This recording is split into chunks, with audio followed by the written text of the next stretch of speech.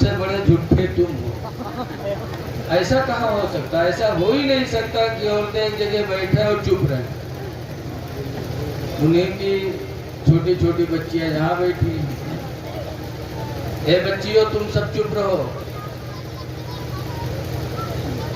تو قرآن وہ کتاب ہے کہ اسی پڑھ کر لوگ بھٹکتے بھی ہیں, اسی کو پڑھ کر لوگ ہدایت پاتے ہیں.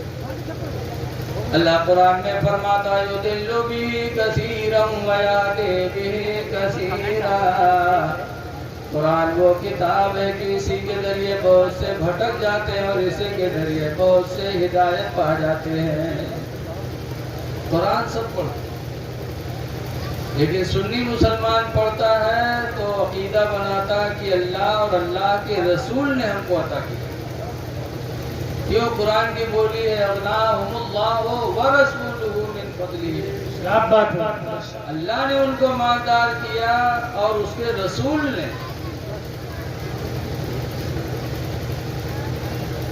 لیکن سنیوں کے علاوہ جو لوگ ہیں وہ انکار کرتے ہیں. تو ان کے انکار پہ جانا نہیں چاہیے. ان کو لے جا کر کے 40 دن کے چلہ میں ایسا رٹا دیتے ہیں کہ زندگی بھر وہی بقی ہے جو ہم چلہ میں ان کا سکھاوا دیا. صرف تو گھبرانا نہیں چاہیے. ایسی مثالیں دنیا میں بہت ہیں. ایک مثال مولانا عبد المصطفیٰ اعظمی علیہ الرحمہ نے اپنی کتاب میں لکھا ہے کہ ایک آدمی کی شادی ہے, مہر ہوا آئی اور 3 مہینہ کے بعد ایک لڑکے کی ماتاری ہوئی. ہفتہ 2 ہفتہ کے بعد اس کے آدمی کے چہرہ مرجھائے گا. تو کہ مہر ہوا پوچھے لا کہ آئے سب کے گھر لڑکا پیدا ہوتا تو چہرہ چٹک رہا تھا, تو ہمارے یہاں جو انہیں دن سے پیدا ہوا تو چہرہ اترتے جاتے. کہاں بات ہے؟ تو بات ہے تم کا کہاں یہاں گاؤں میں یہاں نکلا بافت ہے کہیں کا ہے. ایک جہرے گئے تھے وارے کرتا پکڑ کھینچا تھا کہ 3 مہینہ تیرے بہائی بہت کہ لڑکا کیسے ہوئے گا رے. تو کہیں سمجھا نہیں پاؤ تو کہیں کہاں سمجھائے تھی جب 9 مہینہ بھول چاہے 3 مہینہ دھرا ہے تو ہم کہاں سمجھائے. تو عورتیا کہیں تم ہو گدھا, یہ بتاؤ کہ تمہارے بہائے کتے دن ہوئے. تو کہیں 3 مہینہ وہ اور کا. اور کہیں سو ہمارے بہائے, کہیں تمہارے بہائے 3 مہینہ ہوا. کہیں سو لڑکوا کے دن پر پیدا ہوا, کہیں وہ 3 مہینہ ہوا. وہ عورتیا گھر میں پڑھائش پہاڑا کہ آئے 3 مہینہ تیرے بہائے گوا, 3 مہینہ ہمارے بہائے گوا, 3 مہینہ لڑکا ہوا, سب 9 مہینہ نہیں ہوگی رے. 9 مہینہ تو پیدا ہوا ہے رے. تب وہ سمجھ میں آوا کہ ہاں یار یہ تو 9 مہینہ ہوا. اب گسان کے سب اگر کونوں گاؤں والا بول دی تو کہ خیریت نہ لی. سویرے نکلا پھر تو کونوں پڑوسی پھر کرتا پکڑ پوچھی کیسے رے تو 3 مہینہ بہائے گوا تو کہ لڑکا کیسے ہوئے گا رے. وہ غصہ آئے گا. اس کہاں 3 مہینہ بھوا ہے, 9 مہینہ تو بھوا ہے. 3 مہینہ ہمارے بھی آئے کوئی گا, 3 مہینہ میروت بھی آئے کوئی گا, 3 مہینہ لڑکا ہوا, سب 9 مہینہ نہیں ہوئے گا. پورا گاؤں ایک لنگ وہ اکیلے ایک لنگ وہ ہے بکا لوگ مہر ہوا رٹائے دی. یہی حال ہے آج کے لوگوں کا کہ چلہ جماعت میں لے جا کر کے ایسا رٹا دیتے ہیں کہ کہتے اللہ دیتا اللہ دیتا, اللہ کے ساتھ رسول کو کیوں ملاتے ہیں. اسی لیے حضرت علی شیر خدا رضی اللہ تعالیٰ عنہ سے کسی نے پوچھا تھا کہ علی یہ بتاؤ کہ حاتم طائی زیادہ سخی تھا یا تمہارے پیغمبر زیادہ سخی تھے. حاتم طائی کو جانتے ہو آپ لوگ؟ بہت سخی انسان دنیا میں گزرا ہے. اس نے اپنے گھر میں 10 دروازے لگوائے تھے چاروں طرف. ہمارے تمہارے گھر میں کئی دروازہ ہوتا ہے؟ ایک. اور بہت ہو گیا تو پیچھے بھاگنے والا ایک بنا لیا جاتا ہے کہ کوئی مصیبت پڑے تو بھاگ لے پیچھے سے. حاتم طائی کے گھر میں 10 دروازے. کیوں 10 دروازے لگایا تھا؟ اس لیے لگایا تھا کہ کسی مانگنے والے کو دروازہ تلاش نہ کرنا پڑے. جو بھی بھکاری مانگنے آئے جس دروازہ سے چاہے دروازے سے بھیک مانگ لے. اس کو ایک دروازہ رہے گا تو تلاش کرنے میں دقت ہوگی. یہاں تک کہ اگر بھکاری ایک دروازے سے مانگتا، حاتم طائی نکل کے دیتا، پھر وہی بھکاری دوسرے دروازے پہ جا کے مانگتا تو حاتم طائی نکل کے پھر دیتا، پھر وہی بھکاری تیسرے دروازے پہ جاتا تو حاتم طائی پھر دیتا. یہاں تک کہ ایک مانگنے والا اگر 10 دروازے پہ پلٹ پلٹ کے مانگا کرتا تو حاتم طائی نکل نکل کے دیتا رہتا، منع نہیں کرتا. بڑا سخی انسان گزرا ہے دنیا میں. ہم تم اگر بہت 2 روپیہ بھکاری نہیں پاوا گا، ہفتہ بھر کے بعد آئے گا تو کیا کہا جانا، ارے وہ دن لئی کے رہا 2 روپیہ دیا رہا ہے پھر آئی گے. تو حاتم طائی برابر دیتا رہتا، ایسا سخی انسان. لیکن حضرت علی شیر خدا کا ایمان دیکھو.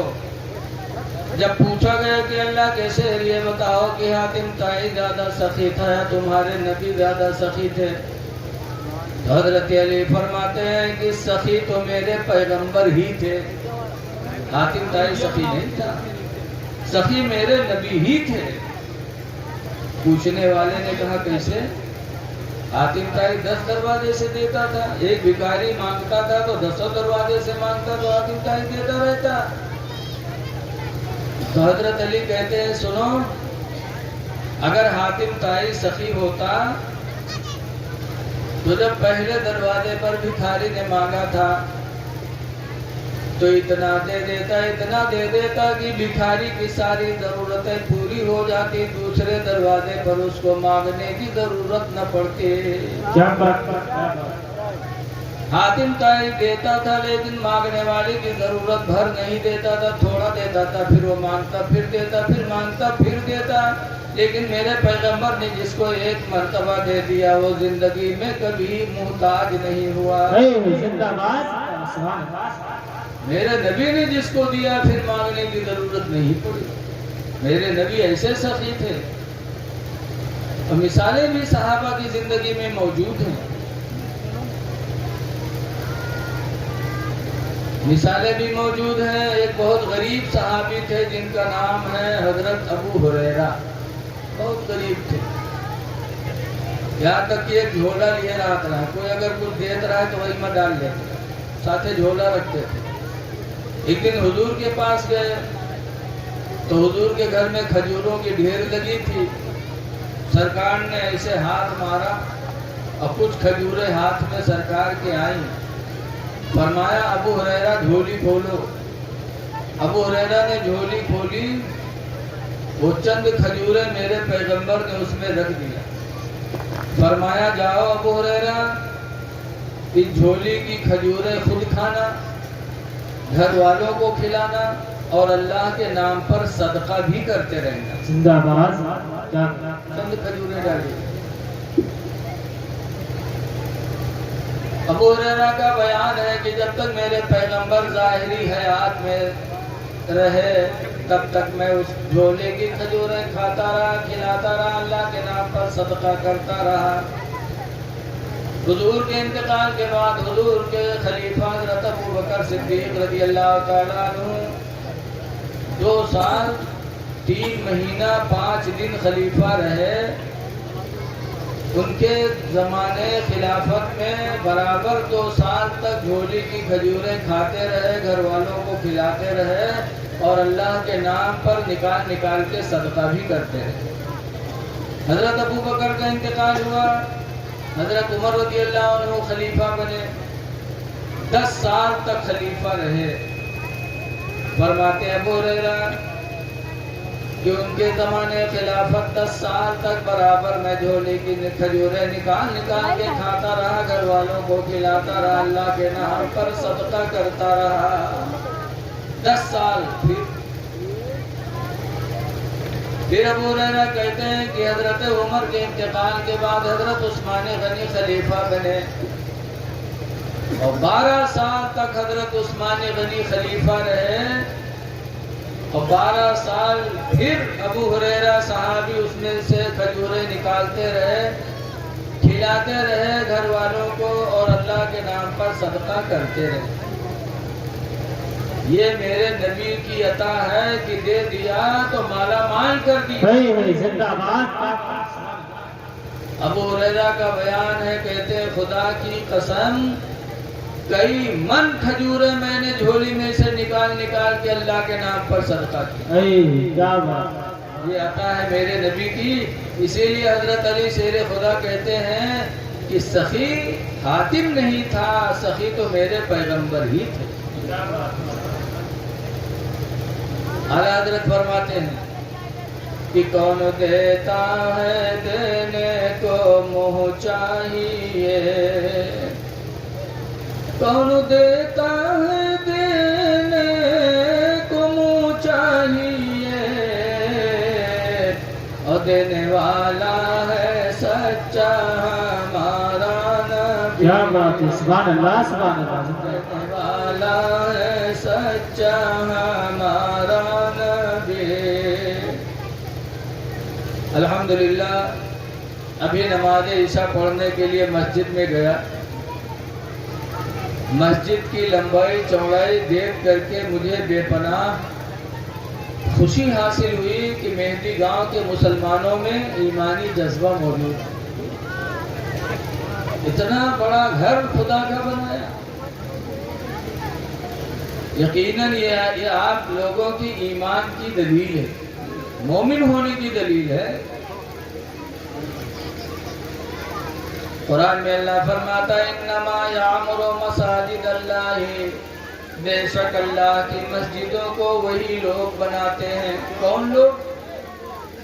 من آمن باللہ والیوم الاخر، جو اللہ پر اور قیامت پر ایمان لا چکے ہوتے ہیں۔ کیا بات، اے مہندی گاؤں کے مسلمانوں، یہ مسجد تمہارے ایمان کی دلیل ہے، ایمان کی نشانی ہے۔ لیکن مسجد تو بنائی ہے آپ لوگوں نے، لیکن اس کو آباد کرنا بھی ضروری ہے۔ ایک رات میں آدمی مسجد بنا لے، سب کے معنی رات آتے ہیں۔ کہنے والے نے کہا ہے مسجد تو بنائی سب بھر میں، سب معنی رات، یعنی رات بھر میں مسجد بنا لی۔ مسجد تو بنائی سب بھر میں، ایمان کی حرارت والوں نے، من اپنا پرانا پاپی تھا، برسوں میں نمازی بن نہ سکے۔ مسجد بنا ڈالی لیکن نمازی نہیں بنے، یہ بات بہتر نہیں ہے۔ اس لیے لوگوں خدا کی اس مسجد کو آباد کرو۔ حدیث پاک میں ہے بین الایمان والکفر ترک الصلاۃ، ایمان اور کفر کے درمیان فرق کرنے والی کون چیز ہے؟ کیسے جانا جائے ایمان والا ہے، کیسے جانا جائے یہ کفر والا ہے؟